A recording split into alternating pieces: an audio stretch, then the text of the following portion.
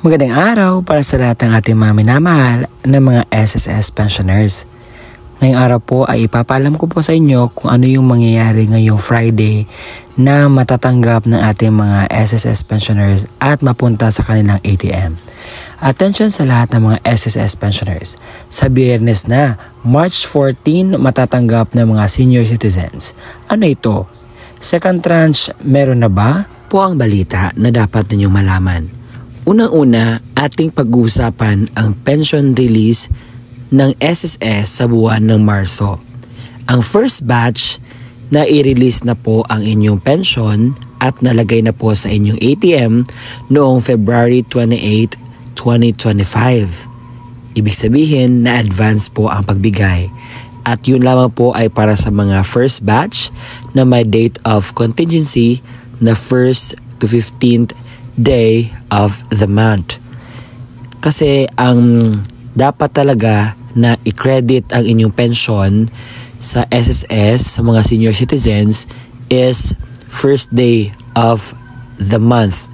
Pero nahulog po ang first day of the month ng Sabado at saka ayon po sa isang circular na kapag ang crediting schedule ay napunta sa Saturday, Sunday at saka holiday, ma-advance po yan sa last working days. At ang last working days po ay February 28. At doon po na-credit ang inyong pensyon. Sa batch 2 naman or sa second batch na may date of contingency na 16 to 31, makukuha nyo po ang inyong pensyon in advance again. Dahil ang 16 po ay nalagay po sa weekend which is Sunday and ma-advance po yan ngayong March 14 which is malapit na po. Yan po ang pension release sa SSS na dapat malaman na mangyari ngayong March 2025. Para naman sa mga nagtatanong, puro talaga 1K increase yung nasa comment ko. Ilang ulit ko pong sasabihin sa inyo na wala pa pong update patungkol dyan at sinabi na po kasi ng ating SSS President na pinagbigyan po ng oras na mag-study siya sa ganitong increase dahil napakaraki po ng pondo ang kinakailangan. Kaya as of this moment, wala po tayong dapat asahan. Hindi po tayo dapat aasa sa second tranche po. At hindi po tayo aasa po kung kailan ba ito darating.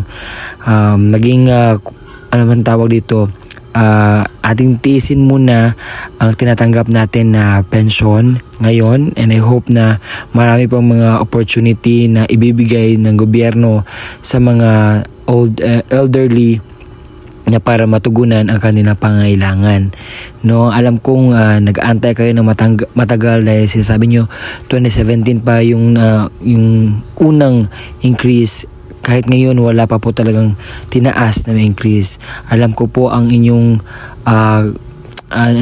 yung sakit na naramdaman, yung mga sinasabi ninyo, alam ko po yun. And I hope na mayroon ng malaking pondo na matugunan na ang inyong inaasam na 1K pension increase sa SSS. Pag-pray lang po natin. And as of this moment po, wala pa po talaga.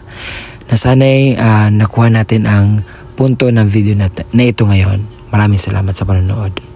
Ako po ito si Ruel Minusatanyo nagsasabing patuloy po tayo sa pagdasal na ma-approve at ma-okay na po ang second tranche. Bye-bye!